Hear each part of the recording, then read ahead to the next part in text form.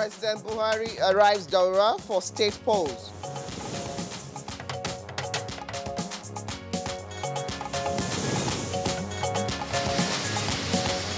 INEC and security chiefs assure Nigerians of better outing in Saturday's elections. We've known your modus operandi and we are ready for you. The Commission will not tolerate the act of holding our officials hostage and forcing them to declare winners under duress. NLC felicitates with President Buhari on his re-election.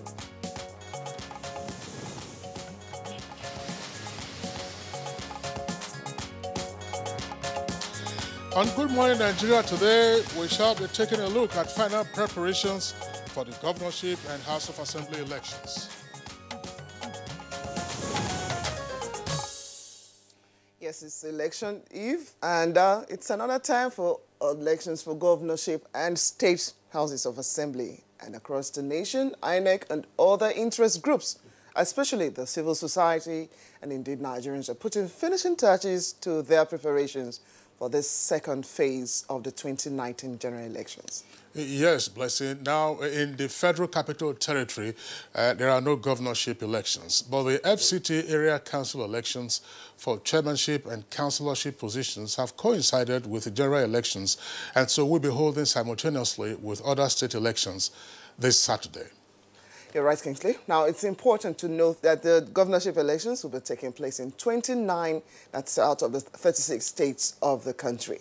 Now, 7 states, and these are Kogi, Bayelsa, Edo, Anambra, Ondo, Ekiti, and Osun, have off-cycle governorship elections due to previous judicial decisions, and therefore will not be participating in the governorship elections, although throughout the country we would have House of Assembly elections. Certainly.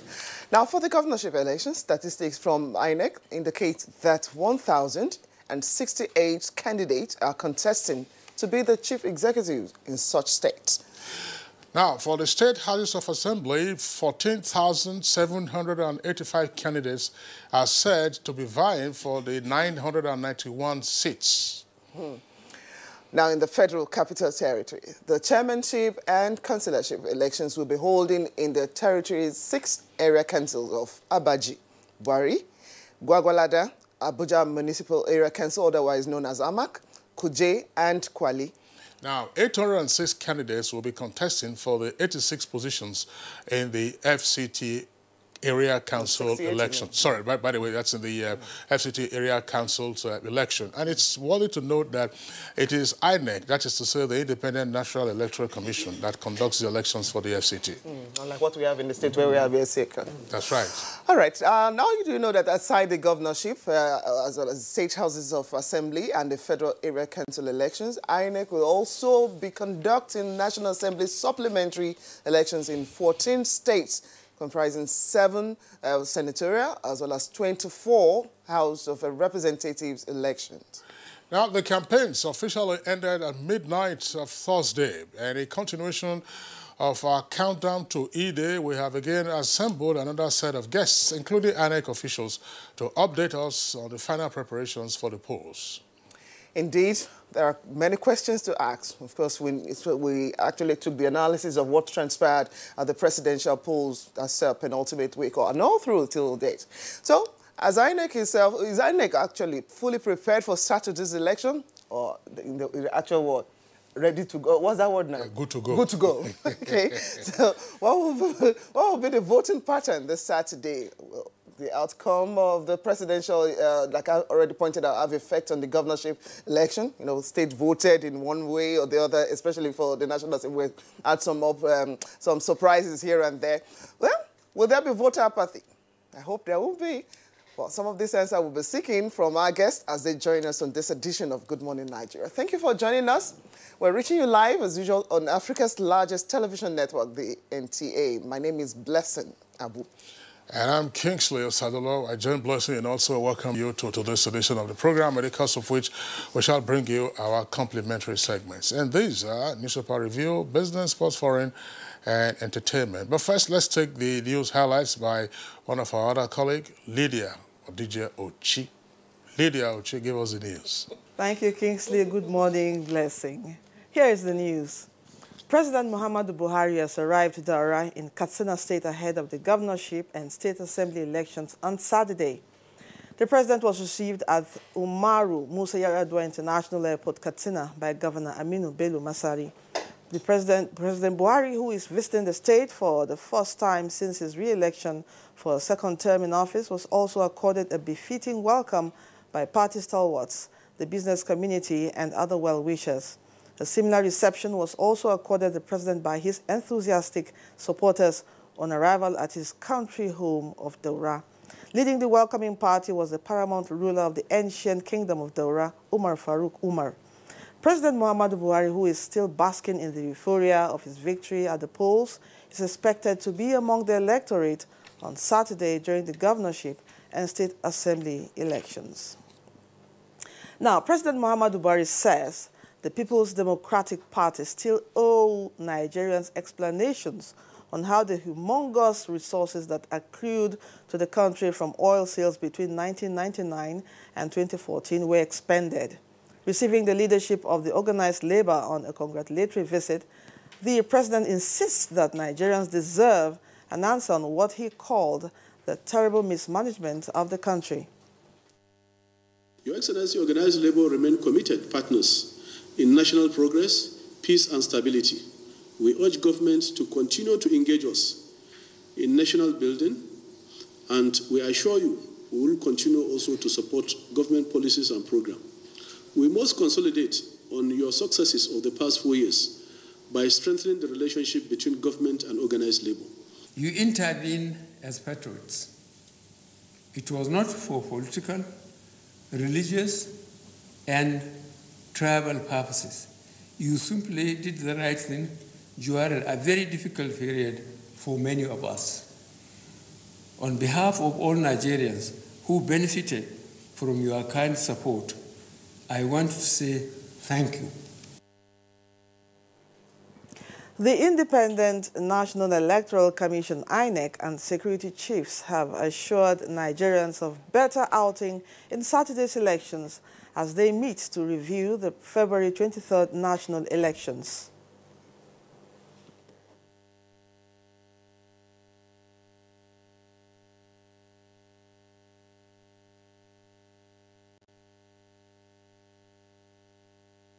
We saw what you've done before, we've known your modus operandi, and we are ready for you.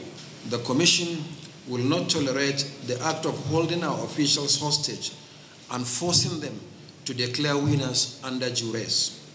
Where such occurs, the Commission will not reward bad behavior by issuing them the certificates of return. Still on the elections, the Sultanate Council of Sokoto has called on Nigerians to come out en masse to vote candidates of their choice in a peaceful manner.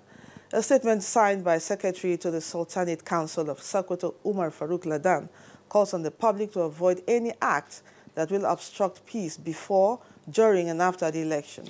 It also appeals to INEC to ensure the conduct of free, fair, and credible elections.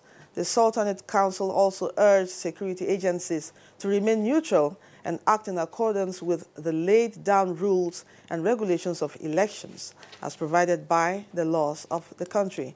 Appreciating the Muslim clerics for their prayers, the Council calls on them to hold special prayers for peaceful elections in the country, while urging leaders of political parties to warn their members against any acts capable of disrupting the peace of the nation. Ahead of Saturday's gubernatorial and state assemblies elections, the Nigerian Civil Society Situation Room has asked the Independent National Electoral Commission to take steps necessary for smooth conduct. Convener of the Situation Room, Clement Nwankwo, urges the Commission to learn from the mistakes of the presidential elections. With the way the administration of the election was conducted. This is an election that is much more localized, so there'll be a lot more interest, there'll be a lot more controversial, a lot more contentious. So we expect that INEC knows to start the polls early, knows to deliver materials, knows to be able to control the interference of the security in the elections, because it has statutory powers to define the extent of participation of security officials in these elections. So we are asking INEC to better manage this election than happened with the presidential and National Assembly elections. Situation Room advises politicians to shun acts that may lead to violence.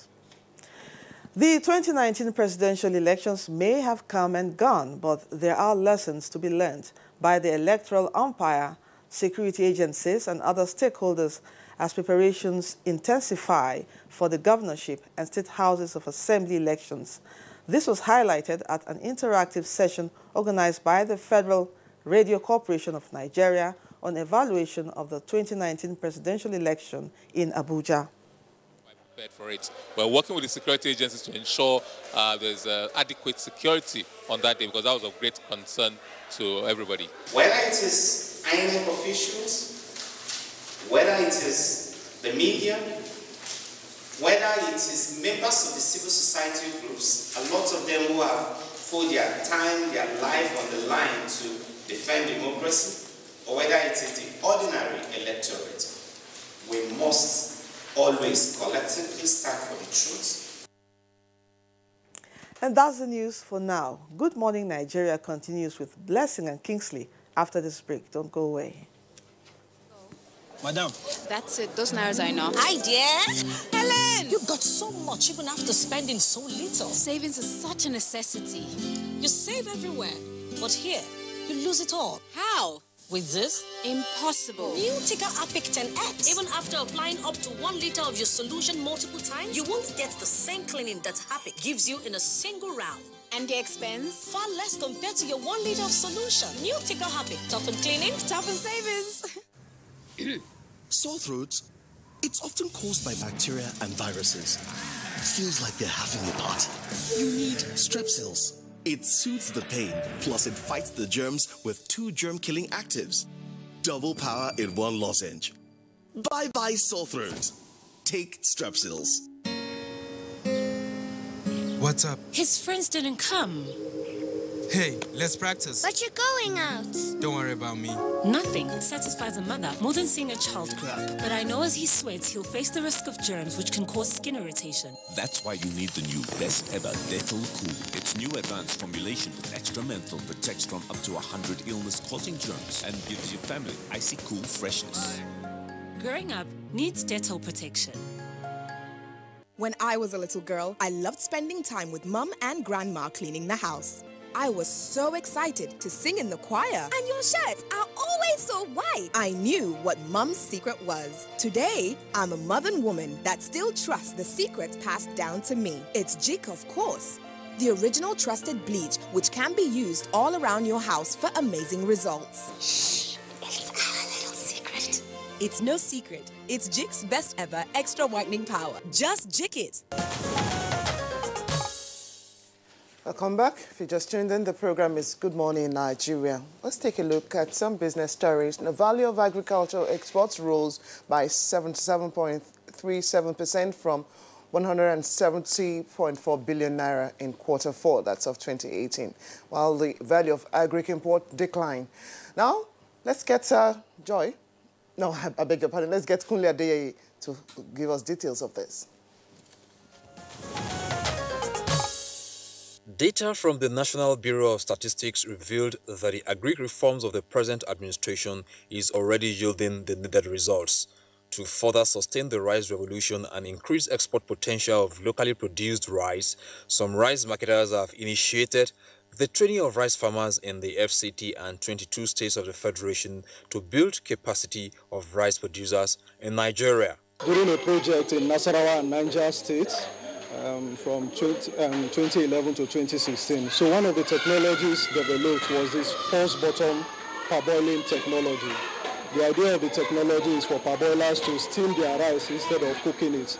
Using this method improves the quality of the rice produced, invariably increases the profits they make from it. Away from rice production, in its determination to ensure privatized enterprises in the country provide dividends to the citizenry in line with the privatization policy of the federal government, Public Enterprises BPE has inaugurated 4 committees to come up with a mechanism for addressing the complexities and challenges hindering growth and development of some privatized enterprises in the country, which were handed over to core investors over 10 years ago.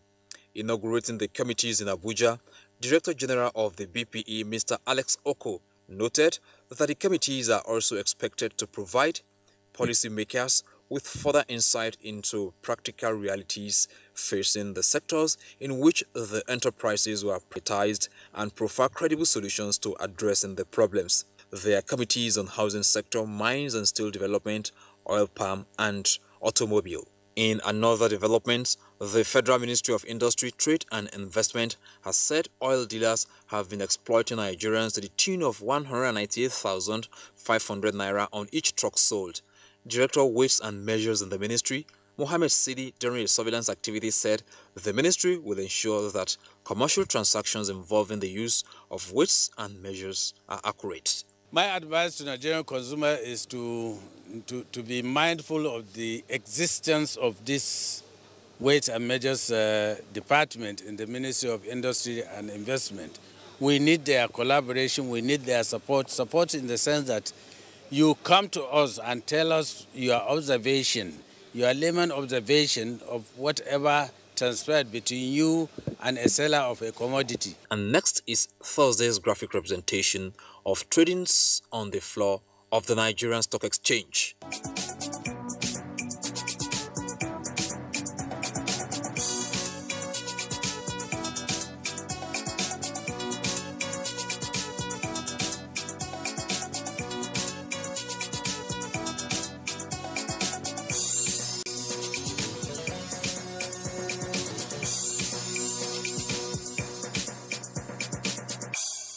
With business news, I'm Kunle Adeyeye. Thank you very much, Kunle Adeyeye, for the updates on business. Next for us is a review of the papers we have with us this morning.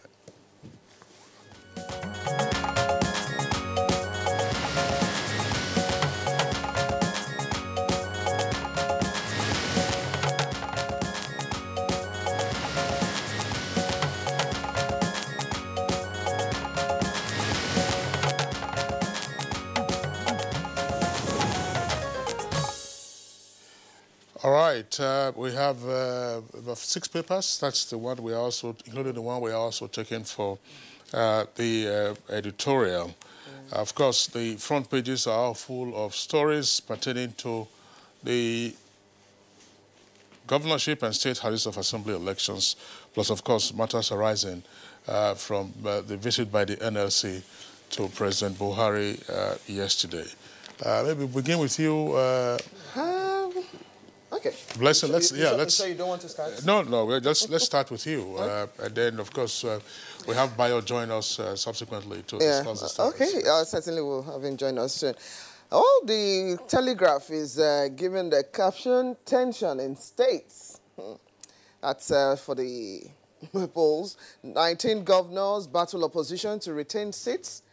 APC targets Akwa Ibom, Abia, Kwara, Gombe, Sokoto, and Benue. And another rider, PDP unsettles APC in Lagos, Plateau, Oyo, and Imo. Soldiers create panic in rivers, and military jets to patrol Kwara, and police deploys 15,544 personnel in rivers for polls. More details on pages 2 and 11. Now, just below the photograph there, where we have INEC to conduct supplementary elections in 14 states, something we already drilled to in our introduction this morning. 2 riders to that effect. IGP, we're ready for troublemakers, and also federal government closes land borders. And for the front of the Daily Sun, has a photograph of some of the contestants. 24 hours to Guba election, titanic battle. We're going into a war front. Well, it's not a war. I mean, even though some persons liken it to a war. That's why some persons have the pretext that violence could aid them, in the electoral war. Yes, metaphorically, you can say it's an electoral battle, but it isn't. It isn't a war in the real sense of it. Let's take a look at the Daily Trust newspaper. Daily Trust newspaper has as its lead story. It says, as Nigerians elect governors tomorrow, epic battle in Kano, Kaduna, Lagos, Benue, Rivers, and others. And then, of course, the paper has an illustration on the front page, which is quite useful visually in having an appreciation of what it says will be the epic battle. You can see the states in whether slightly red or magenta. It says Kano, Kaduna, Bauchi, Plateau, Taraba, Benue, Kwara, Ogun, Lagos, Imo, Rivers, Akwa Ibom. That's to say, states where contest will be tough. And then 7 states, that's states in blue. Those states are placid. It says states where there will be no governorship election, because those states coincide with the off-cycle elections. They include Kogi, Osun, Ekiti, Ondo, Edo, Anambra, and Bayelsa. But of course, there will be House of Assembly elections in those states. So the governors, of course, will also be interested in who the members of the House of Assembly are arising from the voting tomorrow. And coming to the Nigerian Pilot newspaper, just below the nameplate, of course, that's where you have the lead story. There are 2 other headlines there. Nigerian Pilot, again, Buhari spits fire. Declares it's not yet done with PDP over looted funds. Insists party must account for $16 billion spent on power. Describes PDP rule as an era of unprecedented and irresponsible expenditure. And to continue with change agenda, economy, security, and fight against corruption. Details can be found on page 8 of the paper. And German government donates 15 million euros to support child education in Northeast. That's on page 6. And below that, you have a window of several headlines. Vote for only good candidates, irrespective of parties, says Buhari's wife. That's on page 6. True federalism, weapon to fight poverty and marginalization. Court strikes out suit seeking Rec Iguine's removal. Iguine is the resident electoral commissioner in Akwa Ibom. 51-year-old engineer arrested for defiling and impregnating minor. And appeal court affirms Ayo Gueze as Enugu APC governorship candidate, page 12. Bayo? Good morning and welcome, Bayo. Thank the floor you. is yours. Thank you. I got stuck somewhere, but here I am, and INEC says it is ready for the elections tomorrow. By today, all materials that are required will have been reaching the Registration Area Council, which is referred to as RAC. This is to enable the polls start at 8 o'clock tomorrow morning. Smart cards have been reconfigured, and its usage is mandatory. There will be no exemption from their deployment, that is for the deployment of card readers. In fact, INEC chairman is categorical. He says, where card readers are not deployed, elections shall be zero. There are to be elections in 1,082 constituencies nationwide. Supplementary elections will be held in 14 states, and this is involving 7 senatorial seats and 24 federal constituencies. 1,066 candidates are contesting for governors in 29 states. 14,583 are contesting for 991 state House of Assembly seats. There are 105 contestants for the seats in the Abu FCT area councils, while 701 contestants are going for the councillorship for the Federal Capital Territory. Saturday's election will see about 80 female candidates squaring off against 987 males in 29 state governor elections. Incidentally, today is International Women's Day, and so positive news for affirmative action. In Kano, unfortunately, the voting is not taking place today. Well, prelude to it. At least you should have told somebody Happy Women's Day. Kano has 55 governorship candidates, and guess what? There are 7 of them who are women. And out of the 769 candidates who are contesting for assembly, the State House of Assembly, there are 40 women contesting. So Kano is in the lead as far as affirmative action is concerned. In 2015, there were about 369 candidates contesting governorship elections. So if you compare it with this year, you see that there is more indication that democracy is actually gaining grounds and the interest is heightening. APC is excluded in Rivers, and this is based on Supreme Court ruling. However, yesterday, courts in Enugu confirmed Senator Ayogu Eze as the APC candidate for the elections, while the appeal court has ordered a stay of execution for the APC candidate for Taraba. Sokoto also, Court of Appeal has confirmed the Zamfara candidate. Meanwhile, the court case that was held in Abuja has also confirmed the APC candidate for Ogun State. So that is the position of the contestant for tomorrow. Okay, let's go back to the front page of the Daily Sun. Yeah. Just by the APC, we have appeal court reinstates Taraba, Enugu APC global candidates. That story, find more details about that on page 4. Okay, now moving towards the foot of the page. That's just below the photographs now of the contestant for the different state governorship elections. PDP made irresponsible spending. This is coming from the president, or credited to the president now. More details about that on page 6. How Jonathan Fashola arrested Ebola spread in Nigeria. It's coming from, we'll find more details on page 41. Now, Nigeria loses 1.42 trillion naira to violence against children. UNICEF is crying out loud there. Page 10 will let you into it. Okay, let's see all the stories. Kingsley, let's see. No, I'm done with the stories on the front pages. Okay. Except we're going inside. They are human interest stories, but you have some other stories to discuss I wanted first. to draw attention to the warning coming from the Independent National Electoral Commission. The chairman has categorically said that the INEC will not tolerate holding of its officials hostage. The chairman, while briefing for the election, said forcing them to declare winners' elections and election results under duress would not be tolerated. Professor Mahmoud Yakubu told Interagency Committee on Election Security that when such occurred, there will be no certificate of result. It may be recalled that on February 23rd, INEC materials, ballot boxes, voting cubicles, voter registration, smart cards, and other items were seized by hooligans and criminal thugs. Some of INEC staff were abducted and taken hostage to disrupt the election. The chairman has commiserated with the members of the public who lost relations, as well as members of the security agencies who lost personnel. And he has assured that INEC will work with the police to prosecute all those who were offended the electoral law. Citizens should now be of concern that there will be intrusive protection before, during, and after the elections. An arrangement have been made to safeguard for them to come out.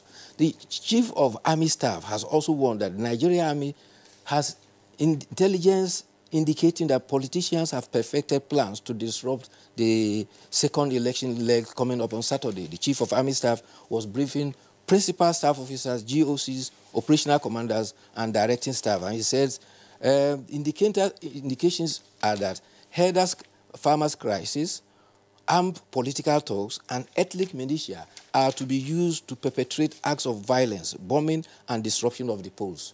And he says that some plan to infiltrate political opponents, employ mercenaries to carry out assassination.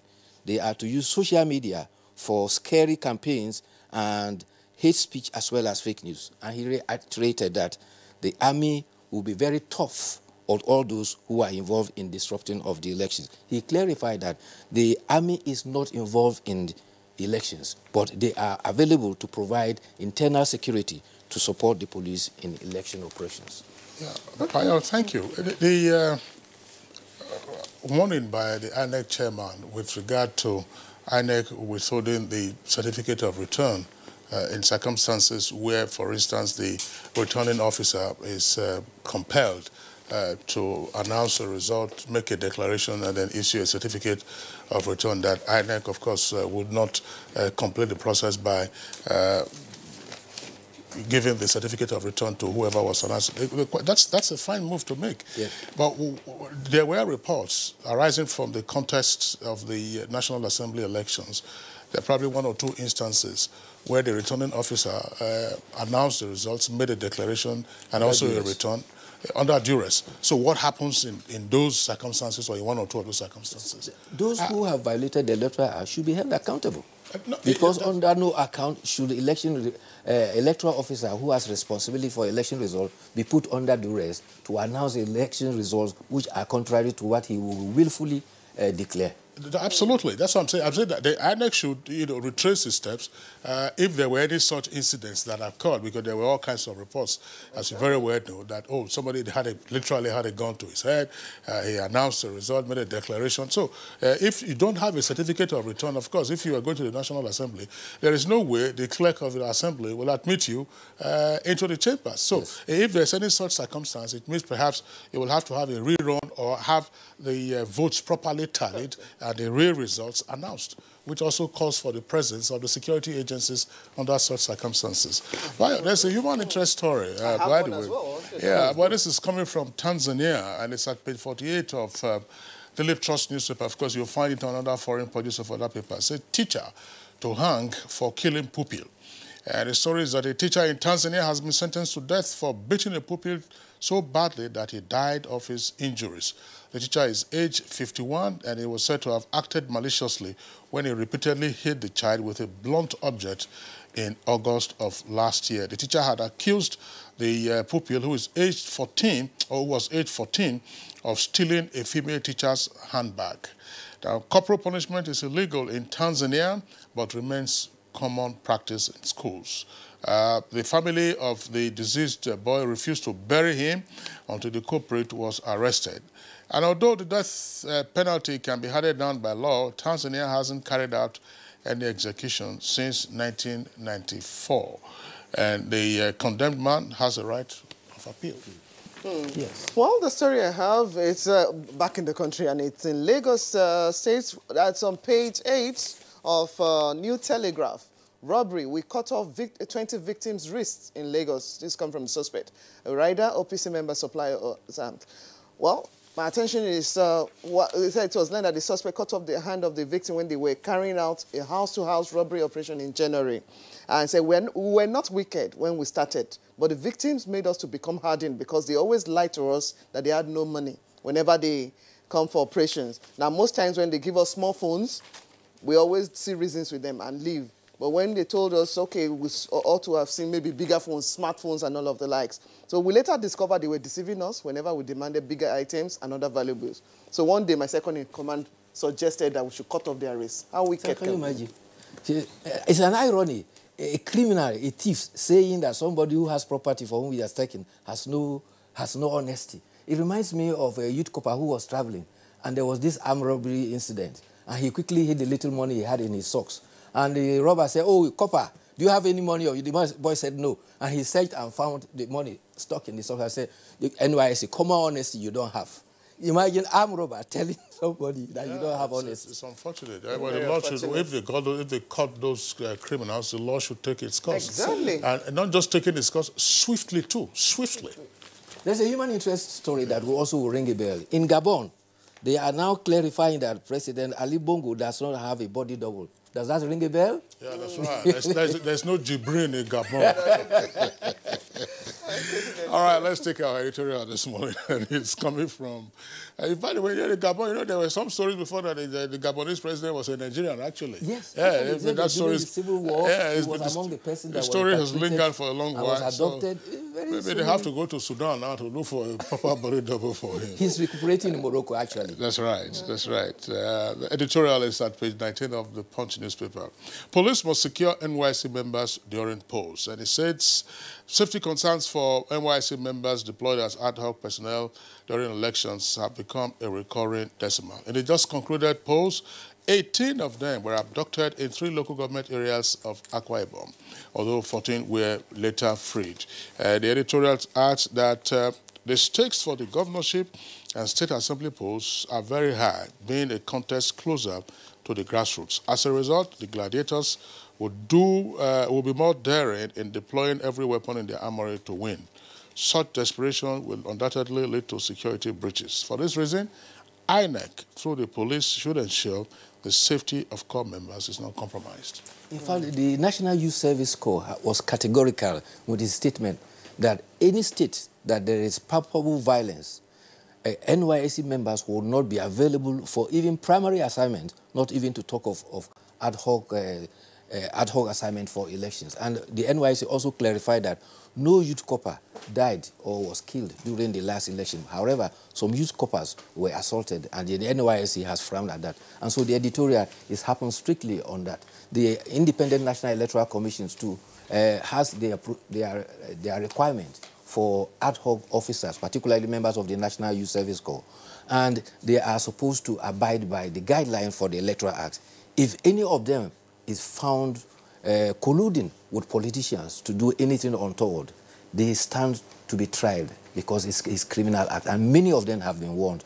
And they also are holding up that their obligation of national service because they are supposed to be symbol of unity, and they should be a positive instrument for our democratic exercise. You're right, Bayo. You're right. Okay, yeah, that's very well put, Bayo. Thank you very much. We'll see you after the elections, and that will be on Monday. There will be no prophecy, but by Tuesday we should have some positive results. No, by Sunday, I'm sure the results for the number of the seats would have been announced, unless they have some unforeseen circumstances.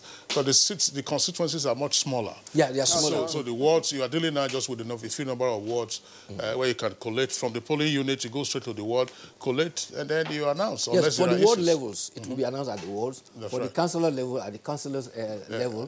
Federal and state constituency at the constituency level. It is only the state that will have to come to the state capital for the announcement. None is coming to the International Conference Center. It is only serving as a coordinating situation. That's right. That was for the presidential. Sure. By the way, I'm sure that by Monday, latest, they should have the governorship results in virtually, unless, again, there are unforeseen circumstances. Bayo, do enjoy your weekend. Thank you.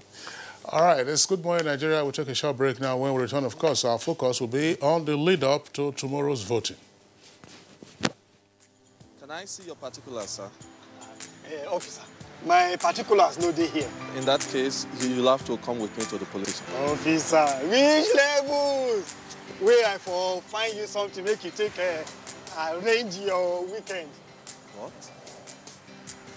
Offense number 1, driving without particulars. Offense number 2, trying to bribe an officer of the law. I won't harass Nigerians or take bribe. Change begins with me. This message is brought to you by the National Orientation Agency in conjunction with the Federal Ministry of Information and Culture. So, how do I look, guys?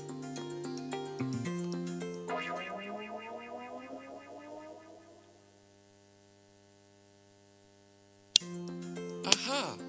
I see what's wrong. What? The wall doesn't match your elegance. Then we must do something about it right away. At Royal Ceramics, we offer you a wide range of beautiful wall and floor tiles designed specially to fit your lifestyle. So, what do you guys think? Thank goodness we changed to Royal Ceramic tiles. I agree. Like mother, like daughter. Royal Ceramics, finish in style.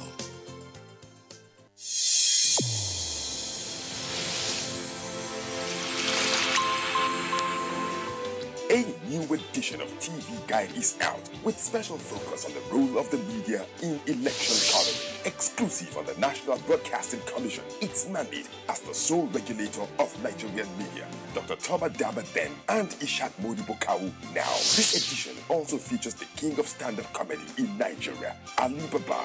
NTA standards to be ready for election transmission after decades of abandonment. Find out from the DG. Transactional elections in our political space. An evil wind that blows no good. DG, National Orientation Agency cautions. TV Guide, your indispensable companion, x-rays the impact of social media on electioneering process as electorates present their expectations from incoming government.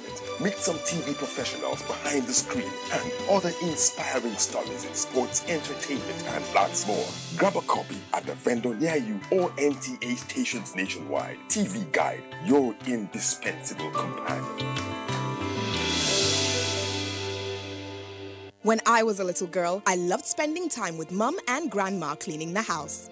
I was so excited to sing in the choir. And your shirts are always so white. I knew what Mum's secret was. Today, I'm a modern woman that still trusts the secrets passed down to me. It's Jik, of course.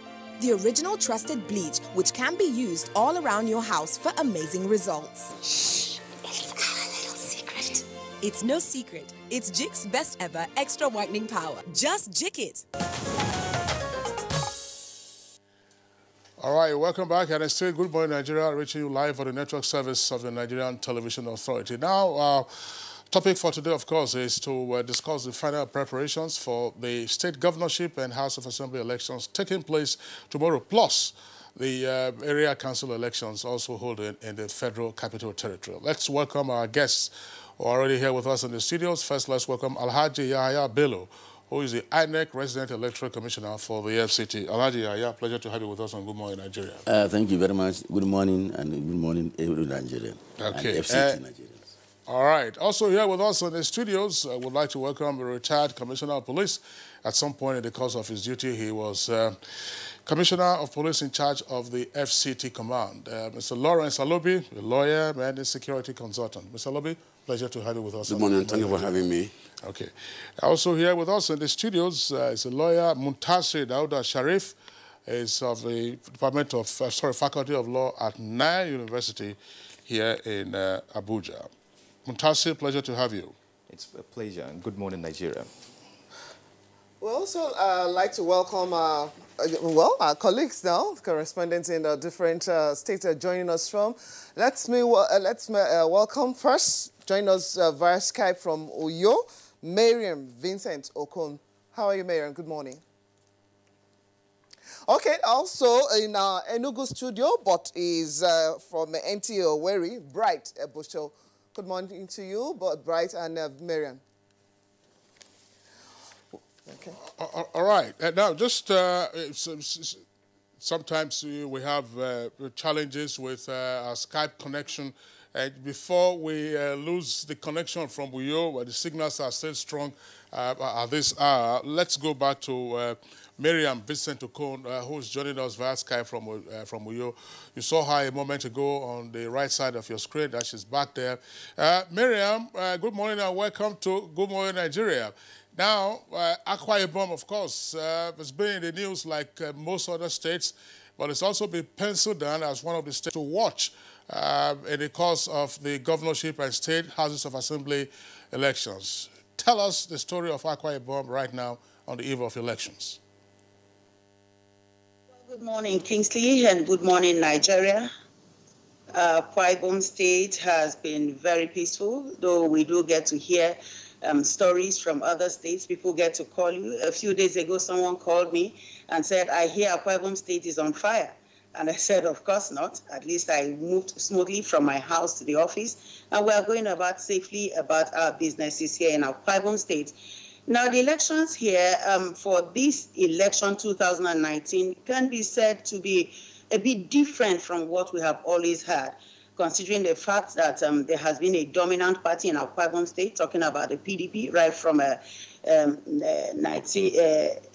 from 2015 when we had the last election. From the very commencement of democracy, also uninterrupted democracy, we have had a very dominant party, the PDP.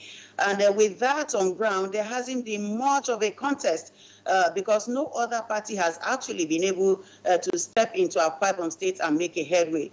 In fact, in the past, we used to hear that PDP is a religion in Akwa Ibom State. But permit me to make reference to a very significant incident in Akwa Ibom State, talking about the defection of the former minority leader in the Senate, Chief Godswill Akpabio. His move from the PDP has left a mark and has made history in the political history of Akwa Ibom State. Now we see the gladiators, the major gladiators, political gladiators, now divided. We see most of those big names in the PDP moving to the APC. Now, this has left a story in this year's election. We also know that with that incident, it used to be a case of carry go. You could hear that slogan at campaign rallies. Your Excellency or whatever, we are telling you it's carry go. That this time around, the situation is different. You hardly hear that slogan anymore. because it's almost like a 50-50 situation. This also has had a very positive impact on the part of the electorate. Now the power has been given to the electorate. You find that the politicians have now realized that, look, these people are the ones who have to put us there, and then they are giving back the power to them. So Akwa Ibom State this time around is different from what we have had. Now the preparations here is very, very high. I must say, INEC has been on top of their game. As at Tuesday, about 2 days ago, they were at the CBN where they commenced the distribution of sensitive and non-sensitive materials to the local government areas. And as we speak now, the materials have gotten to the local government areas. And I spoke with the REC, Mike Igine, last night as late as about 10 p.m. And he assured me that all is now set for the elections of tomorrow. And then also assured me that materials moved early enough so that they could avoid the challenges of the last election, talking about the presidential and National Assembly elections which held in the state. And we tried to find out what challenges there were, and we discovered that it was that of early opening of polling units in most areas. Some of those areas opened as late as 9 a.m., 9:30. And then we tried to find out why that was. Well, he couldn't give us a direct answer, but we also got across to some of those electoral officers who were at the centers, and we were told that the vehicles that were to convey them to their polling units did not come out early. And I put that across to Igine last night, and he told me that all that had been sorted out. And then the vehicles will be very much available early enough so that the electoral officers could be at their polling units before 8 a.m. to ensure that elections actually take off by 8 a.m. and end at the right time. So Akwa Ibom State, for now, we say is very peaceful, despite the social media postulations that there's violence in the state. We're peaceful here. Thank you very much, Mayor Vincent Okon. I'm sure we'll get back to you. I just have some more questions for her. Yes, before we again, that's the challenge of the Skype connection. Miriam, there are some more facts that I would like you to give to our viewers. You gave the impression that this is a two-horse race, as it's been virtually for the National Assembly and presidential election. There are 91 registered political parties. How many governorship candidates do you have? And invariably, who are the front runners? That's the first leg of my question. Second leg will also be as follows. Other than the fact that personalities have moved from one party to the other, what are the other issues that are driving that drove the campaigns up until last night and therefore might influence the voters tomorrow? Thank you, Kingsley. We have 45 governorship candidates who will be participating in tomorrow's election.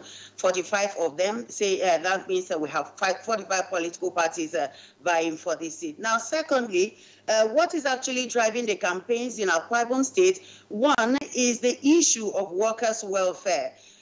The workers have been clamoring for improved welfare, and then they have also been saying that the only person that will get their votes is the one that will promise them improved welfare. We also have the issues with pensioners. The payment of pensions and gratuities also has been an issue, and it's been in the front burner. And those pensioners are saying, well, we can only look for a man who will be able to pay us our pensions and gratuity. So those areas are top on the agenda of the electorate, and that is a very strong point that the contestants are also using in their political campaigns. Let me also inform you that in Akwa Ibom State, we have over 2 million voters who are registered to participate in tomorrow's election. And they have been clamoring for improved education, improved welfare of workers, payment of gratuities, and of course, students also are also keening into this by asking for payment payment of their own side of the bargain too. They are saying that bursaries is also mandatory for the state government. So they are calling on those who are contesting that if they cannot pay their bursaries, of course, they should not expect votes from them. And now another aspect of this election is also that the education, voter education, has almost been taken away from INEC We have political parties and political gladiators who now go to the extent of going to voters house to house and teaching them how to vote. We had an incident on the day of the presidential and national assembly elections here in Akwa Ibom State, where in one of the polling units, a man walked in and said, look, when you go, thumbprint and be careful so that the ink does not flow through your form. And the women revolted and said, no, our political leader did not ask us to thumbprint. She asked us to use this finger to vote. And that tells you that there's a lot of awareness in Akwa Ibom State. People are very much ready to go out there, and the politicians are also playing their part by ensuring that their voters are well educated. Miriam, you said earlier in your interaction with us that you had spoken with the REC, that's to say the Resident Electoral Commissioner Andrew Igini in Akwa Ibom. Now, of course, you are also aware of several reports in both the social and traditional media about the issues that some persons have with him that are calling for his removal or his redeployment. Has he overcome those challenges, and is he in the frame of mind to superintend over the conduct of the elections tomorrow? I think Mike Igini has been on top of his game in that area. From our conversation with him, he does not seem to want to be deterred by people calling for his removal.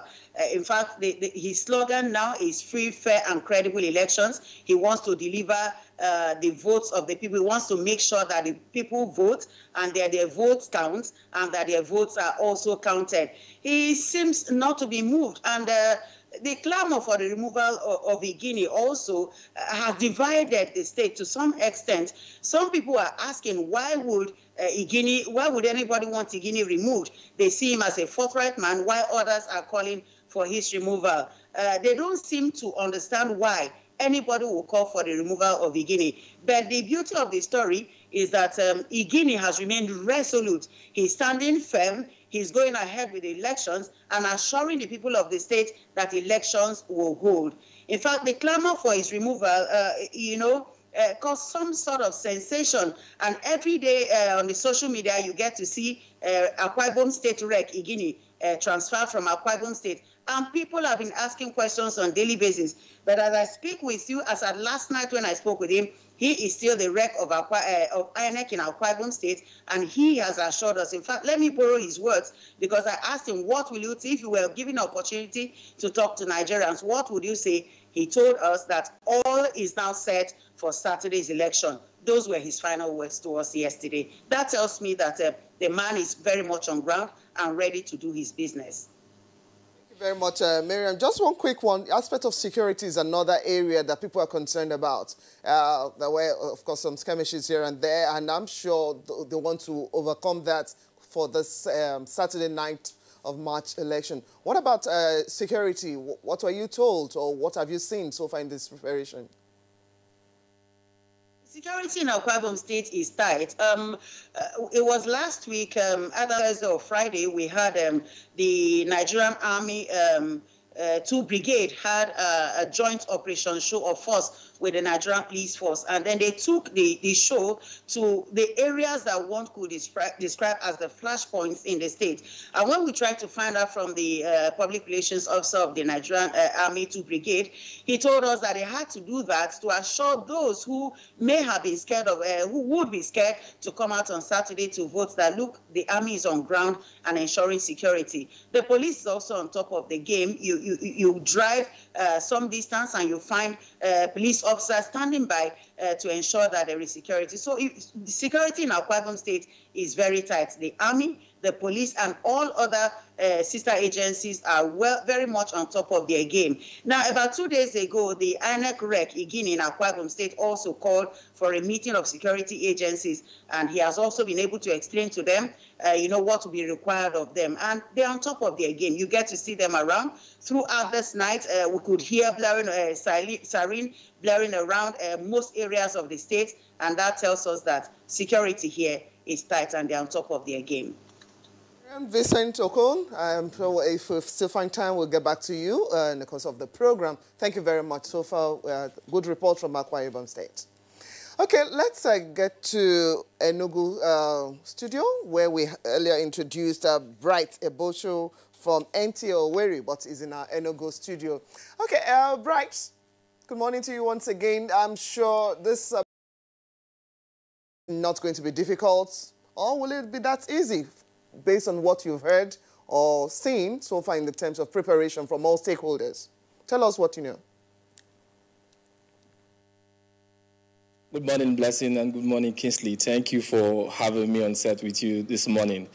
I would want to dissuade, contrary to the fears so many persons have about Imo State concerning the elections, I would want to dissuade fears along that line that based on what happened on February 23rd in the presidential and National Assembly elections, I was assigned to cover Olu Senatorial Zone, precisely Diato South and North also, Oru East and West, then Olu local government area. Around that period, there were no electoral violence in terms of ballot box snatching and all of that. The only challenges recorded in those areas was late arrival of INEC personnel in terms of electoral materials, card reader malfunctioning, and the rest. But in spite of that, we had high turnout of voters, especially among the elderly. They were patient, waiting to cast their vote. Despite that challenges, because the waiting actually delayed into mid-afternoon, somewhere between 12 and 1 before they could set up their system. The presiding officers around those areas were doing all they could to see how they could get the card readers to work to no avail. But eventually, in spite of all those challenges, which was in the early period of that morning, elections eventually went smoothly, and there was no case of ballot box snatching. Although in some other parts of the state, as you must have heard also, there was some skirmishes, some area of ballot box snatching and the likes. But then the security agencies have assured that they are investigating, and they would ensure that security is not just only beefed in the Saturday election, but to ensure that all those who will come to constitute violence or in terms of snatching boxes will be dealt with. Right. Thank you very much. That's for your opening salvo. But now let's get into the nitty-gritty of the contest for the governorship in Imo. Now, earlier when we were reviewing the newspapers, we did refer to the illustration on the front page of the Daily Trust newspaper, where 12 states were branded as being where the contest will be tough. Imo is one of such states.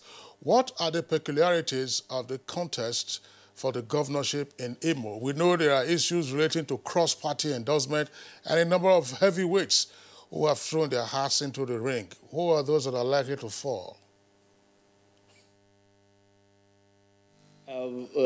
We have over 70 governorship candidates vying across various political parties, but as we have it now, we have 5 contendants. We have a former Deputy Speaker of the House of Representatives, Emeka Ihedioha of the PDP. We have Senator Hope Uzodinma of the All Progressives Congress.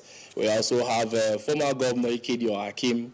We have former Senator Ifeanyi Ararume of the All Progressive Grand Alliance. And of course, we have Ngumba Uche Nwosu, former Chief of Staff of the incumbent governor of Action Alliance. These are the 5 contendants. And the issues on table, just like my colleague Unuyo has already mentioned, it's also peculiar in Imo State. The issues on ground are centered around workers' welfare, pensioners, centered around infrastructure, and more likely that would actually be the icing on the cake. It's about zoning. As it were, Olu Zone has occupied 16 years between Achiku Udenwa and the incumbent governor, Rochas Okorocha. Between the two of them, they've had 16 years, while Okigwe Zone have actually spent 8 years. But the Owerri Zone just had,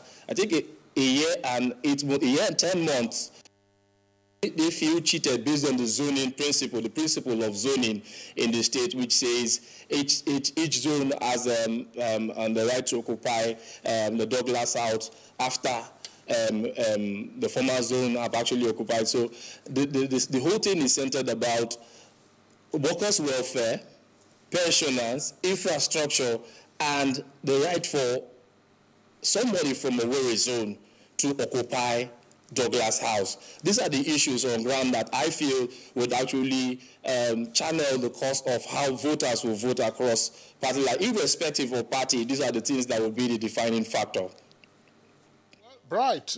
Thank you very much. But you said there are over 70 contenders for Douglas House. The last figures we had indicated that there were 71 of them, which is only 20 fewer than the number of political parties. In most other states of the Federation where you are having governorship election tomorrow, perhaps with the exception of Ogun, it's usually a two-horse race. Now you have 5 front runners, as you have indicated. What is that likely to do to the sharing of the votes? Tell us also about the voting population and the number of PVCs that were picked up by these candidates. I'm sorry, picked up by the registrants. I actually do not have the figures of the number of registered voters and number of cards actually picked, but I can actually tell you that, just like I mentioned earlier, voters would align towards those they are confident, looking at antecedents of what you have done in the past. Those that actually brought some things in the state when they were in the National Assembly. What have you done in the past? What are the prospects of your manifesto that you have in terms of infrastructure, quality infrastructure, education, especially in the area of local government elections, which has actually been in the top burner, actually. The people want a government that would come in and ensure that infrastructure is being taken care of, civil servants are being paid, pensioners are not being owed, and also, in terms of infrastructure, all those things are actually put in place. Then the issue of zoning also is most likely going to be the deciding factor, like I also said. It's going to actually tilt to whichever favor it would go to. The issue of zoning, as it were, it's a very sentimental one in some parts of the state,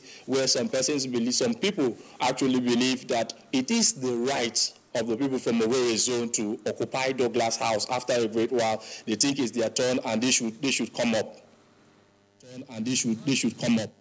All right, Bright Bocho, thank you very much. We will return to you in the course of this conversation to tell us some more about the issues that pertain to our tourism that apparently underpins the governorship elections in Imo State tomorrow. Now, we have another of our correspondents, just before we engage our 3 guests with us here in the Abuja studios, also joining us via Skype from Dutse, and it's Abdullahi Garba Beninkudu. Abdullahi, good morning and welcome to the program. Good morning, Kingsley. Right, I had some pure tone clarity from your voice in Dutse, so let's engage you before we get lost in the Hamatan haze, or in the dust haze around Jigawa. You are covering Jigawa State. Jigawa, of course, has not been identified as one of the areas to look out for, but still there is a contest there, and if so, what is the coloration? Kingsley, let me tell you that Jigawa is peaceful and calm, and all the relevant stakeholders are fully ready for tomorrow's governorship and state assembly election. As you know, Jigawa is a peaceful state. The people and the security agencies and the INEC are working together for a very long time, sensitizing the people towards a peaceful conduct. Interestingly, 19 candidates are contesting the governorship election in Jigawa State. For the first time, we are having a woman who is contesting under one of the political parties. So Jigawa is peaceful and ready for the election. could you let's take a look at what we'll find maybe heavyweights like we have in some other states that are offering candidates as high as 70. Now you have 19 and a woman. What are the high stakes for such personality, and what kind of contests are we likely to be having in Jigawa State? You know, Jigawa is a politically conscious state since in the old Kano state. But it's like sometimes the political landscape here, it goes to show that people go to the ruling party, which is ruling the state. So for now, there are 3 major runner-ups contesting. I can say they are being favored as those who are bidding at the main candidates. That is the APC, which is the incumbent governor, and the PDP, which is being contested by Aminu Ibrahim Ringin, and also the SD. Actually, it may interest you to know that all the 3 contenders come from one senatorial district. That is the Jigawa Northwest Senatorial District. That is why the battle will be in the other 2 senatorial districts of Jigawa Central and Jigawa Northeast. So the contest will be who will get more votes from the other 2 emirates which have larger population in the state. That is the Jigawa Northeast and Jigawa Central. So the 3 contenders will share the other emirate which they come from, which is the Jigawa North West. Before we lose the signal from your Skype connection, let's take a look at the mood of the electorate generally. What are they saying to you? How is the atmosphere out there, but Duse and even Jigawa generally? What are you receiving as signals on the readiness, both the electorate and other stakeholders? As local government areas of the state, which are, you know, Jigawa is has a large landmass, so but they try to ensure that those materials have reached nook and crannies of the state as at yesterday night. And also, the police have deployed all their security personnel. So the mood is general for the D-Day, which is the election day.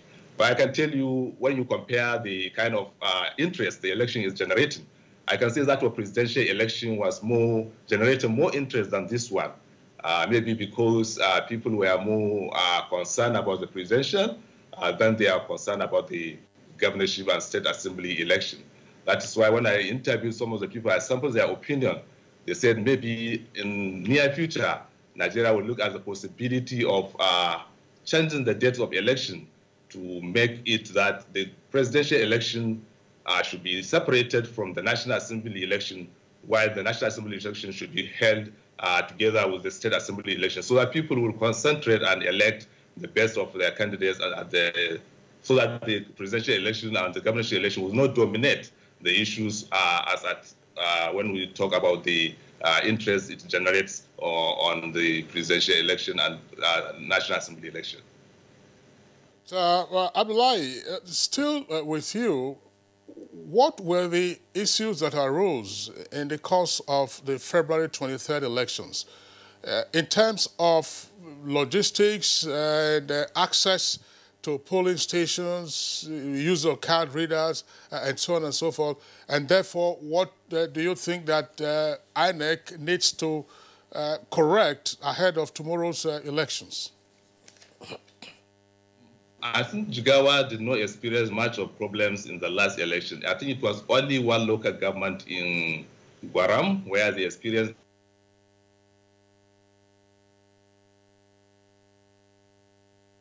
the issue of cartridge were very minute. The INEC held the election up, but yesterday he said they are fully ready. Those problems, and he's not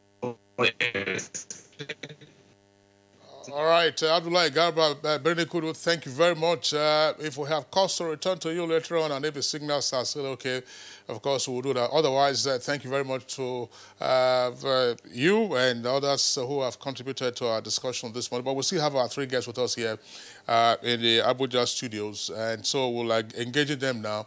And if we have, of course, blessing, we'll return to our correspondence. Let's, of course, bring in the FCT REC, Resident Electoral Commissioner, Alhaji Yaya Bello. Alhaji Yaya Bello, of course, you've been listening to our correspondents bringing in their reports. You don't have a governorship election to conduct in the FCT, but certainly you have elections to conduct. So is INEC good to go in the FCT? Thank you very much, Mr. Kinsley. Of course, we are very good to go. All arrangements have been concluded. It was conclusive. First of all the sensitive, non-sensitive materials, in fact, the non-sensitive materials were already located and they were there available at the 6 area councils during the last election. And yesterday, all the sensitive materials, that is ballot papers and result sheets, have already been conveyed to all the 6 area councils of the FCT. And by today, Friday, all the other materials, sensitive and non-sensitive, the racks have already been prepared, they have been arranged, so they will move into the rack camps. That is, when they move to the camps today, they will be able to do at least 3 things. First of all, they will distribute the materials. They will be able to ensure that the transport and feeding allowances of all those personnel are already on the ground. They will be giving them this night. But most important again is that all those who participated in the last elections, who are ad hoc staffs, including the APOs, the POs, and then the SP, all of them will receive a refresher course this night in the camp, so that they will be refreshed in the use of the card reader, and every other area that had problem, during the last election will be x-rayed so that it will be eliminated. And we are hopeful, very hopeful, that by the grace of God, by 6 o'clock tomorrow, Saturday, they will be able to move to polling units, set up their shops, that's what I used to call them, but by 8 o'clock in the morning, accreditation and voting simultaneously will begin in all the polling units. Okay, the last election, as on the things you told, there were issues actually from of people not knowing exactly proper delineation of where the polling units were, different from where they registered the last time or got the accreditation. For some, there were just some unusual movement for people, actually getting them frustrated. How has INEC resolved this one now? We did, thank you very much, because we also noticed it. What happened is that people were more educated after this, the last election, on the fact that they have to look at their PVC, the permanent voter card. It will tell them, the first thing, it will tell them exactly where to vote. And also, we made available telephone numbers, for everybody, so that if you don't know where to vote, these are the telephone numbers that you can call, and then you give them the first, the letter, and the first 2 numbers of your PVC. They will be able to tell you where your location is, so that you go and vote correctly. Besides, most of the people that have been going to wrong places have been going to places that are not so far apart. So we have also our own officers stationed in all the polling units, so that if we have those who have gone to another place by mistake, they will be directed. And the places where they are supposed to go is not so far away. Because, in fact, movement at that time is not so restricted to those pedestrians. The movement during the elections are mostly restricted to, people moving about, with vehicles. Of the procedure. Now, some of the voters complained that they will be on a queue at a particular polling unit, and on getting to the head of the queue where they need to verify their PVC, they are then told that no, they are the wrong location. Then they direct them, say, okay, go to the next polling unit or go to the adjacent voting point. Again, they go there, stay on another queue, and by the time they get to the head of the queue, they say, no, this is not where you're supposed to be. Go to another location. I'm sure that you are aware, in some jurisdictions, say in the U.S., for instance, this is part of what is done when you want to frustrate voters. But that necessarily wasn't probably the case with us here. But how do you intend to address that? Couldn't there be a better management procedure? Somebody one of your officers, probably just goes to check those who are on the queue, and instead of allowing a voter to be on the queue for X number of minutes or almost X number of hours before being redirected to another PU where he's further redirected, and before you know it, it is 2 o'clock. Thank you very much. This is a very welcome input. This is not something that we can say it will be had to and implemented 100% in this in the post of tomorrow. But honestly speaking, what we had on the ground, in order to eliminate this, we will invite inputs and would encompass this your own, because it's very important. But even as it is today, I will try as much as possible to see if I can, utilize what I have got from what you have said. I will pass it to our EOs. We are not so far away. We are in FCT. We have only 6 area councils. In fact, I'm meeting with the EOs today. I will meet the EOs, and then I will see if we can have an officer who will be able to do this to our own level, at least as a starter, so that after the election, there's going to be a post-election post-mortem, which will look holistically at every suggestion in order to improve on the election. This one, by the grace of God, as I listen to you, I'll be able to see what I can do about it for tomorrow's polls. All right, Alhaji Ayabelo, thank you very much. Let's pause you and then bring in now retired Commissioner of Police, Lawrence Alobi. Mr. Alobi, of course, you've listened patiently and quietly to the comments being made. Were you satisfied with the operationalization of the security architecture for the February 23rd elections? Very. And depending on your response, what would you like to see tomorrow? Yeah, thank you very much, Kingsley. In fact, I gladdened my heart when I saw the Nigerian police force under the leadership of Mr. IG Adamu did very well during the 23rd February elections. And because that was predicated on the fact that this is the first time that the police management organized a capacity building training program for officermen of Nigerian police force in all the 12 police zones in the country. And that training actually enhanced their capacity, their understanding of what their role should be. And also, the IG has always emphasized on professionalism, and that was the core, the trust of that capacity building training program. For them also to be acquainted with the electoral laws, electoral acts, and what they should do when challenges arise. And based on the past experience, they will be able to analyze. And I think they came out very well, very strong. The police did very, very well. Even the pessimists can attest to the fact that the police did very well in the 23rd February elections. And I think they will even improve, do better in this tomorrow when they go back to the field. I'm very, very optimistic. Like not too long ago, the IG met with all the commissioners, the AIGs, field commanders, and they on that. In this way done, I think by tomorrow, I think they will do better from what they did on the 23rd of February. In light of what you have just said, what then went wrong in places such as Agor Palace Way in Okata in Lagos? No, see, no election is violent, is free of any such challenges. Anywhere. Conflict is an integral part of man and society. And the important thing is that what is important is how do we manage when it arises. And of course, the police took control and they were able to manage the situation. And the police also, not only the police they are the lead agency that the forefront, the other security agencies, the army, other sister agencies are also collaborating with the police to ensure that they provide an enabling environment for the electorate to come and cast their vote without any threat or intimidation, to make sure elections are free, credible, and transparent. I think there are bound to be conflicts everywhere. There are bound to be conflicts. But the most important thing is that how do we respond to such situations? How do we contain them? How are we able to manage effectively to ensure that this situation is brought under control and provide enabling and provide a peaceful environment secured for voters to cast their vote? I know that, of course, the police suffered their own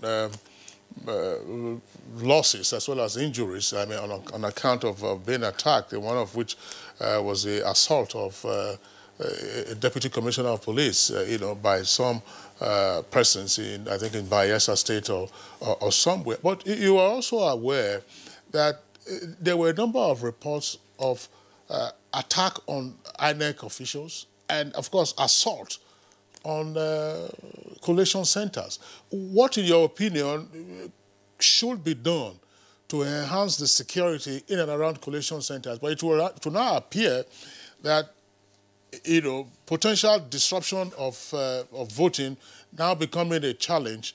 The target is to go to the collation center where some persons believe that they can wangle the results in their favor. Yeah, I think the police and other security agencies have learned their lesson. Like I said, they had a post-mortem analysis, straight analysis of what took place on the 23rd of February. And it's the issue of access control is very important. And access control has various levels. Because not only the polling station itself, the polling booth itself, but before the polling booth, the various levels, the outer, inner. Those are the levels of access control. And when this is beefed up effectively, I can show they can repel any threat to anybody who want to. It's unfortunate that Nigerian politicians are very desperate. They do things in a very beastly manner. And I hope this time they will show some improving their character.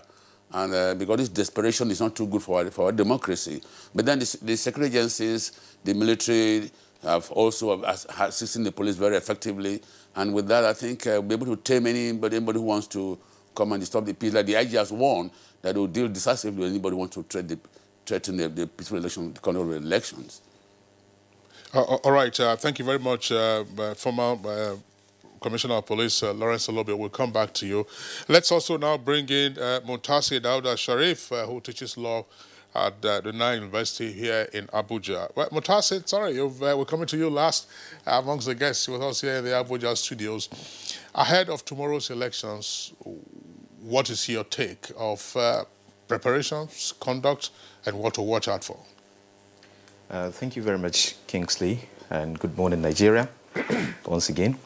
I think preparations for tomorrow's election has to be a meeting with Rex to observe all that happened on the 23rd of February in order to see how improvements will be made. So for me, I think I'm optimistic that there will be very tremendous improvement in the preparations because I think the 23rd February election was not all that bad in terms of preparations, although we had issues where elections had to be extended because the conduct of election did not start on time. So I think INEC is going to be conscious of that, and with the assurances we even got from the reg who is here with us, I think the preparations will be very much smooth tomorrow. Well, Muntasi, I mean, still with you.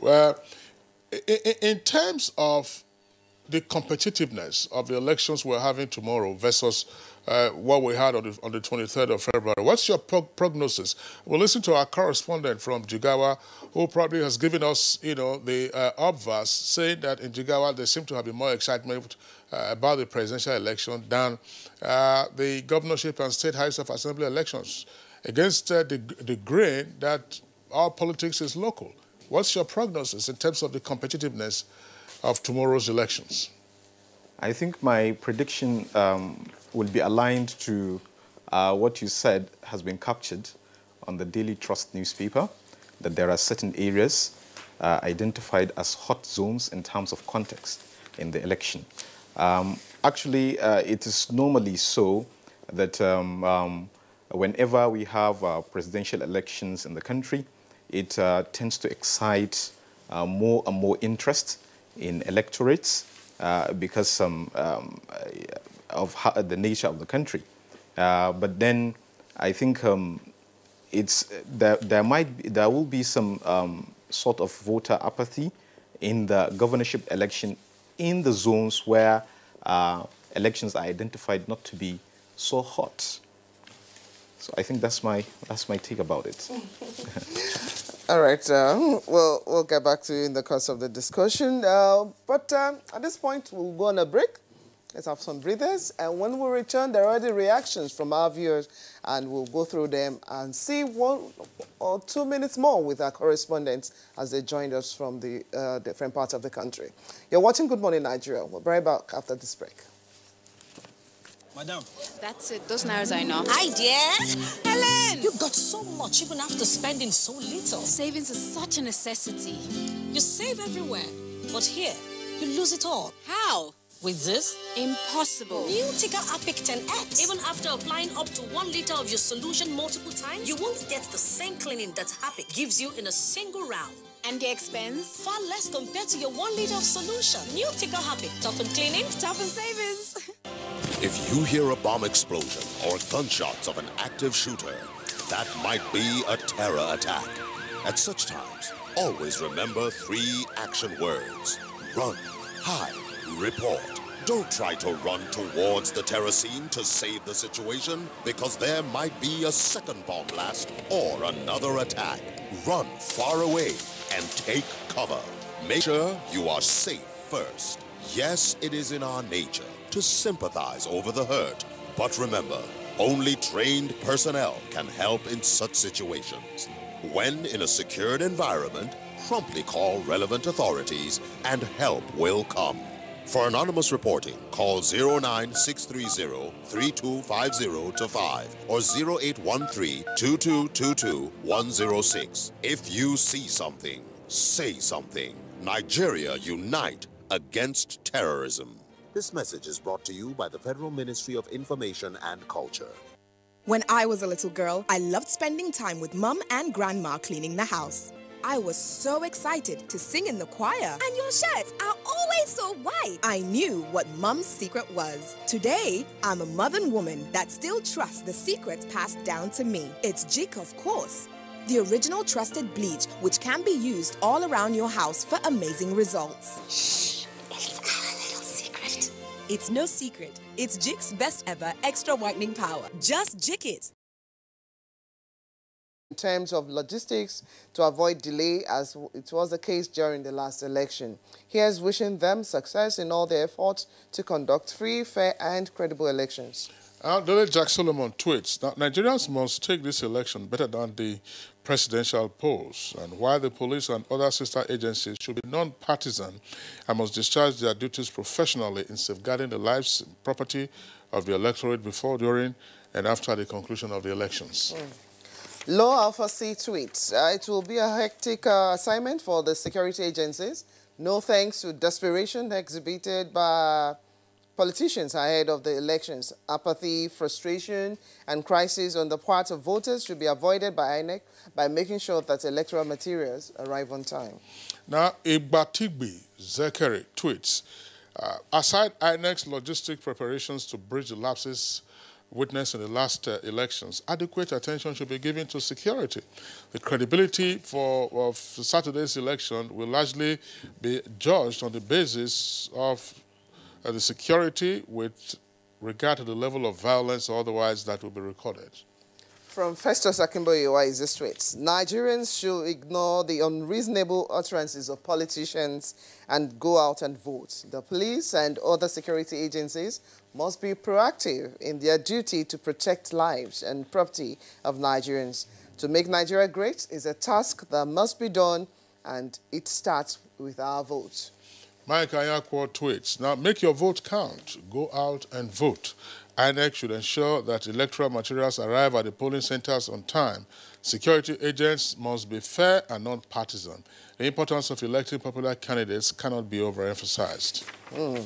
Ashura Mohammed says, let every Nigerian remember that the unity of this country is greater than the interest of any politician. Let's exercise our rights by playing according to rules. All actors should equally play their expected roles. This will ensure peace before, during, and after election. Festus Akimboyewa, it's not the responsibility of INEC alone to conduct our elections. The security agencies, civil society organizations, and voters should support INEC officials to provide access and secure the voting process in tomorrow's governorship elections. And he continues, from what we are hearing from INEC and security agencies, it seems INEC has created some contingency scenarios and had developed a contingency plan to deal with them should they occur on election day. The plan must include card reader malfunctioning, ad hoc staff shortages, and long queues. And this is Zachary again. It says the issue of card readers should be well managed in tomorrow's election. During the last polls, at my polling unit, only 2 card readers were deployed without a backup. We spent a long time on the queue when one of the card readers stopped working until it was later rectified. I'll go to this tweet from Festus Akimboyewa. Ahead of tomorrow's governorship election, voters and the civil society must communicate any credible and specific threats to the security agencies. And the security agencies must be well prepared for possible security threats, and they should take their responsibility extremely seriously. All right, those are the tweets that we can take in the meantime. Let's return to the FCT Resident Electoral Commissioner. A number of the tweets, of course, have spoken to the need for enhanced security, but there are also issues with the card reader. We keep hearing the card readers have been updated. What is it that went wrong last time that has been taken care of now, and what guarantees are there that they might not recall if there were problems? Thank you very much, Mr. Kingsley. Let me take the issue of, deployment of men and materials in good time. We have diverted from the old system of getting into MOU with NURTW and NARTO. This time around, they are serving as an agent of transporters. So after an MOU that is entered nationally with all these organizations, then we enter another MOU with state chapters of these unions and also the local government MOU with this. But we have departed in order to ensure that all the drivers who are supposed to convey our men and materials are on the ground. We have entered an agreement, not MOU, with the drivers. The drivers of these vehicles, we have entered into agreement with them at the local government or area council levels. They have entered agreement and they paid them, not the unions. They paid directly to the driver, directly. And 50% of the money is paid to him. He signs for the money and the MOU, and the unions become a signatory and witnesses. And because of their commissions, they are also deployed their own people down to the grassroots level to supervise and ensure that the drivers report in good time. They bring very good vehicles. The vehicles were inspected before they go on polls. And that has been taken care of, substantially, in the area councils. I believe in most of the local governments. So the issue of the card reader, the administration of the card reader, we have deployed RACTEX, that is technicians taking care of the card readers. But what I did this time around is that apart from the vehicles that they do, I have also hired seven vehicles, very good vehicles, inspected, paid for it. I deploy them to each area council. We have 6 area councils, but the municipal is the largest. So each area council has got one is going to get deployed 1 vehicle, very good vehicle, a bus, and the municipal will have 2. This is to ensure that if there is any problem with any card reader, it will be availability of transportation for the RACTEC, the technician, to be able to go immediately and check it. You see, and also today in the camp, we are going to refreshing their we have a refresher course for them, because some of them, that is the TOs, they will refresh their mind on the fact that they could collapse the card reader, and use it. So this system again will be re-emphasized during their retraining, or what I call it, some sort of a mop-up exercise, so that they will remember and what they will do, as a departure from the last time. So most of the time there could be a technical misunderstanding by the TOs, those who operating the smart card readers. But by and large, we have set up a modality whereby there could be a rapid response to any collapse of the card. Unfortunately, if you recall, during the presidential and National Assembly elections, in one election, in one PU, air service, in that location, to enable the PO to contact the RACTEC to come and take care of the card reader. So we have to leave it at that and repeat the election, subsequently, and it was done. So we are trying to see how we can take care of the issue of the card reader this election.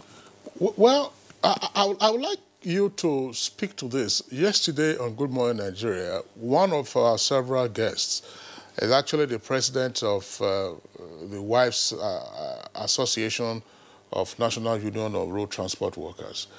And one of the allegations that she made, I would like to repeat that allegation in paraphrase, was to the effect that part of the reason for the delay of the distribution of sensitive materials and therefore the mobility of electoral officers had to do with the fact that the number of vehicles that were supposed to have been engaged, those numbers were not actually engaged. For instance, the claim was if you had 50 vehicles for a local government, they probably just, took only a couple of vehicles, so that one vehicle had to do many runs, and by the time they try to complete the entire assignment, they would obviously have arrived late. Why was this so? Thank you very much, sir. Mr. Kingsley, I heard her. I watched the program. Oh, that's fine. So that's great. So you had the opportunity of replying. I had the opportunity to watch the program. Yes. She did well. But there is something that she was not aware of.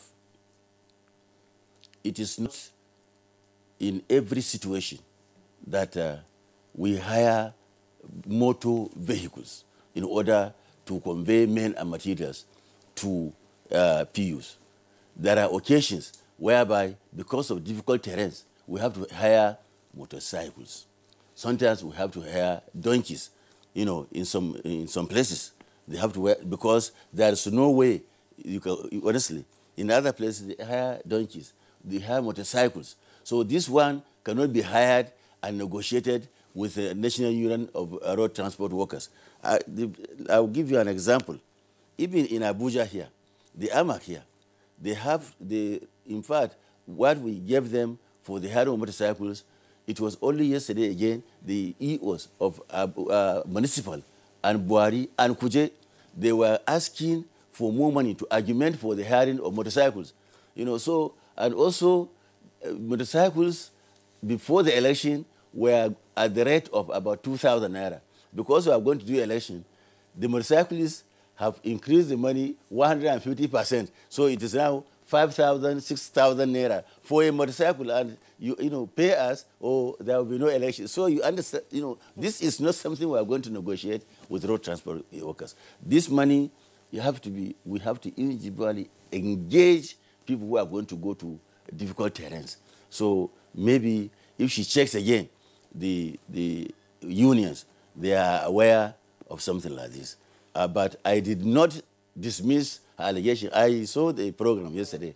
I did not dismiss her allegation. I talked with the EOs. I made a reference to what she has said. And we have been trying to see, we don't dismiss people who make suggestions. Anyway, we'll see how we are I think that's the bottom line. Yes. Whatever suggestion coming, all is to make your job effective at the end of the day. Okay, let's quickly the greatest frustration for the voter, at least presently, and how do you think it will be resolved? There were two cases here, that of late arrival of materials to the polling units, which I had mentioned earlier. The election officers attributed to late arrival of buses to take them to their locations. And then on the issue of card readers, I spoke with the Guinea, and he told me that they didn't have much of that because that they had enough of card readers and they had backups for the card readers that they had. But the only challenge they had with card readers were that some persons refused to use the card readers. And for about 2 days now, he's been on enlightening people on the need to accept the use of card readers as non-acceptance have consequences. And so that the issue of card reader was not really much serious in Akwa Ibom State. But the acceptance is what the INEC rec is actually trying to work on right now. All right, Miriam. Well, while you were giving us a lowdown on who the contestants are for the governorship, one point that we probably didn't have enough time to touch on was what might be crucial. Do you have a zoning issue as you have in Imo or as you have in Ogun and elsewhere, probably where you're having governorship elections? The issue, the major contenders in this election are the APC and the PDP, and of course the PDP candidate, Udom Emmanuel, and Obong Simaikere for the APC. The issue of zoning has been on in Akwa Ibom State. In 1999, the PDP adopted the zoning principle, which were not adopted by other parties.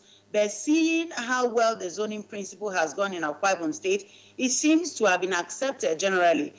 Because in this contest, Akwa Ibom State zone, the PDP zoned the governorship seat to Eket Senatorial District. And then the APC coming up has also chosen a candidate from that same senatorial district. So we can say that the two major contenders in this election are from the same senatorial district, and where the state had zoned the governorship to. So that also made the issue of campaigns a bit difficult, because it's now like a divided opinion, two persons coming from the same area and then contesting to be the governors of Akwa Ibom State. So that also has played out in these campaigns. So it's an issue of what do you have to offer the people of Akwa Ibom State. But as for the issue of zoning, that has been settled. The two major contenders are from the same senatorial district. There are 2 million registered, 2 million plus registered voters. Do we have an idea of those who have their PVCs? Because the returns from the presidential elections didn't seem to suggest that he had up to 50% voter turnout on the 23rd of February. In Akwa Ibom State, specifically, we have over 2 million voters who registered, 2,119,727 voters registered. And as we speak, 1,933,362 PVCs were collected. And going by percentage, 91.21% of PVCs were collected in Akwa Ibom State. And that tells us that we almost had 100% success recorded, but for the 186,355 who did not pick up their PVCs. So it's very encouraging. Oh, sorry, you were freezing a moment ago, which gave us an indication that we are losing our signal. So we would like to appreciate you for your in-depth report and analysis of the goings on in Akwa Ibom on the eve of the governorship and State House of Assembly elections. Miriam Vincent Okon, thank you very much. You joined us via Skype from Uyo. We hope, of course, we'll get some more from you after the elections. All right, now let's return very quickly to our studios again and bring in retired Commissioner of Police Lawrence Alobi. Mr. Alobi, back to the tweets. The issue of security keeps coming up. Yes, you had plaudits for the police in terms of their performance, but take a look at this. Again, flowing from what we now refer to as the commonest phrase in describing politics, that all politics is local.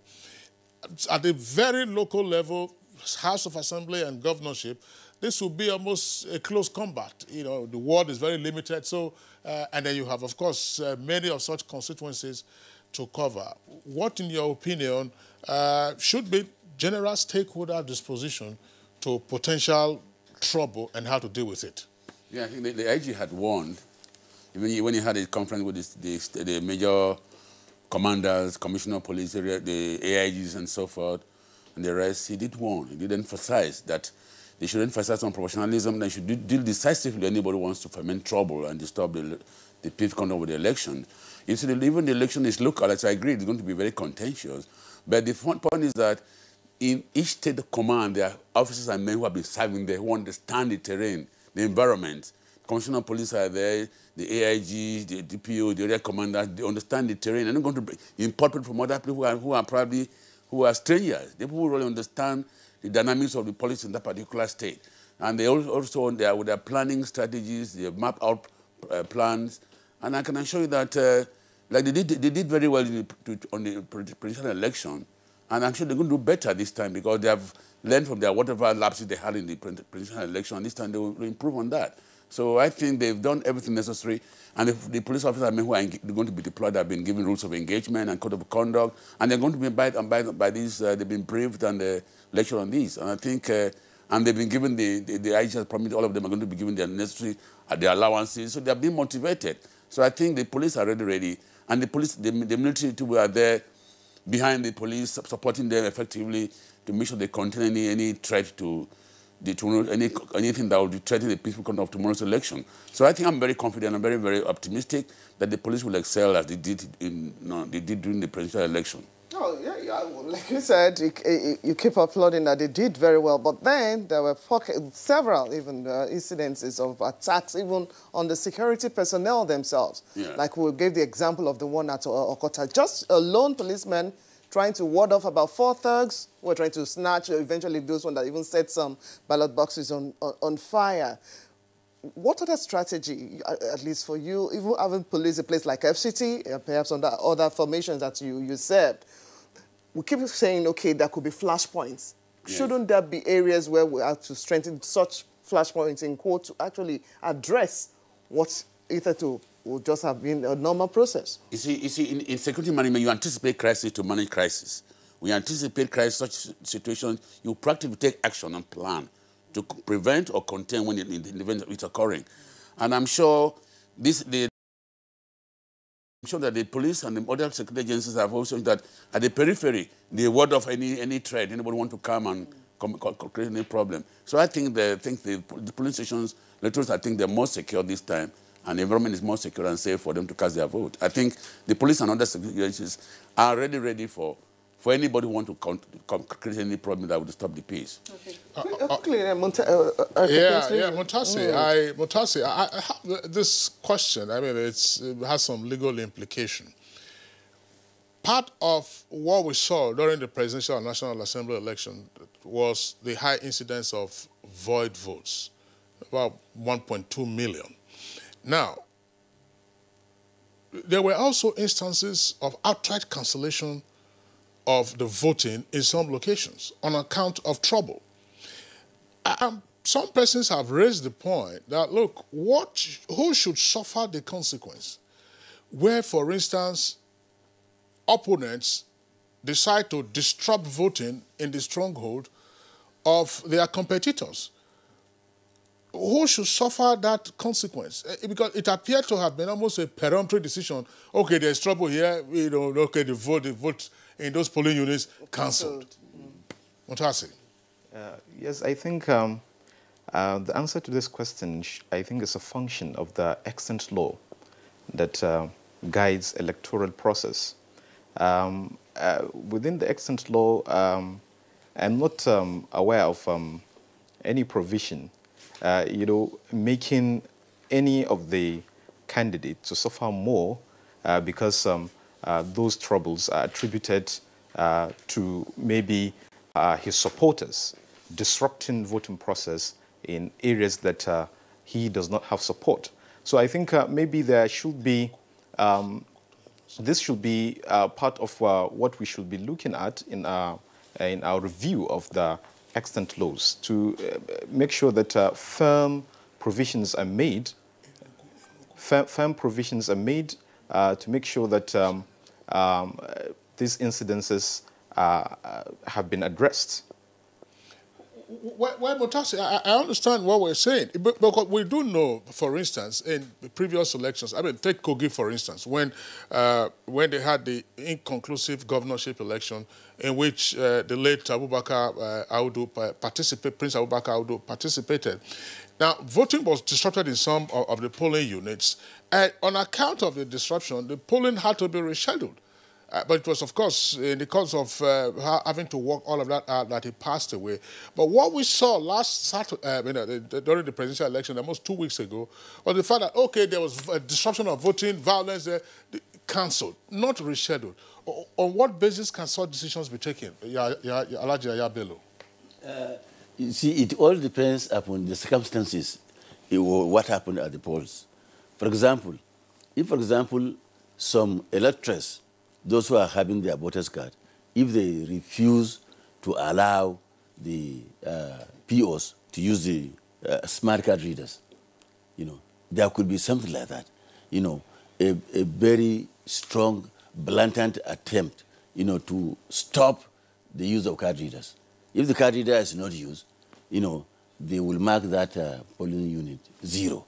The other legal implication, I will not be able to say so in my capacity. But in the rules and regulations that we have, when such occurs, there should be no resistance for the... Well, there's a police officer on duty, and we keep hearing that, okay, a policeman around the PU is not armed. Couldn't we have a signaling system by which a police officer in whose view, that's to say, before whom an act of disruption of the voting process is taking place, for him to immediately call for reinforcement? Would you like to see that, CP Alobi? Yeah, I think the issue of reinforcement, as the strategy has been put in place, in the sense that this access control, now the proximity to the police station is now closer. So anything, unless the officer who is at the inner, not the main police station itself, can assess the police station and know what is happening there. And in the event of anything, he can respond promptly to such situation. I think that has been improved upon.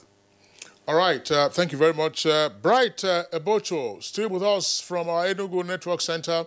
And, of course, you came in from Owerri, that is the capital of Imo State. Give us a look at, were there issues in the course of the voting of the February 23rd that you think might impact on tomorrow's voting if those issues were not rectified? And so, tell us those issues very briefly, and more, if any. If any. Like I said earlier, where I covered was the Olu senatorial zones, Idiato South, North, and the rest of them, like I actually mentioned. Now, we had issues of late arrival of INEC personnel, like I mentioned, malfunctioning of the card reader, which actually delayed the process of voting. Although the electorate there, the voter there were patient, determined to actually cast their vote, and although the presiding officers did everything possible to see how those challenges, but it was to no avail before they actually resorted to the manual process. So I want to believe that if INEC actually must have worked out modalities in that area, especially in areas of logistics, lateness in arrival of both their personnel and sensitive electoral materials.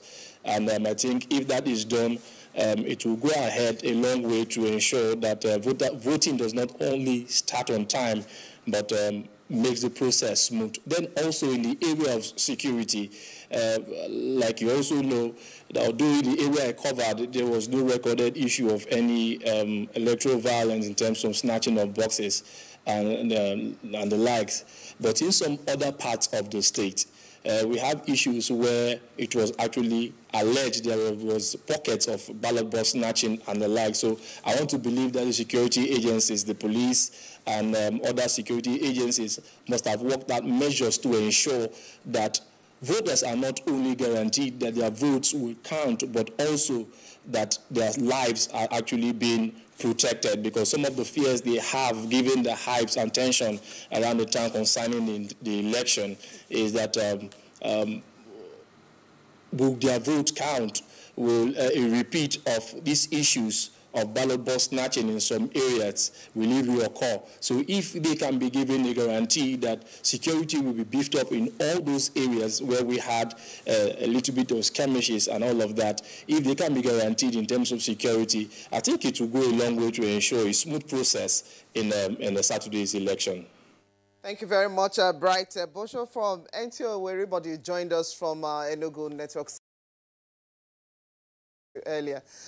And back here in the studio, we'd like to appreciate Alhaji Yahaya Bello, INEC President Electoral Officer for Commissioner, I beg your pardon, for the Federal Capital Territory. Thank you very much for coming on the program. Thank you very much. Okay, Barrister Muntasir Dauda Sharif, Lecturer, Faculty of Law, now University of Nigeria in Abuja. Thank you very much for coming on the program. Thank you so much. Okay, retired Police Commissioner,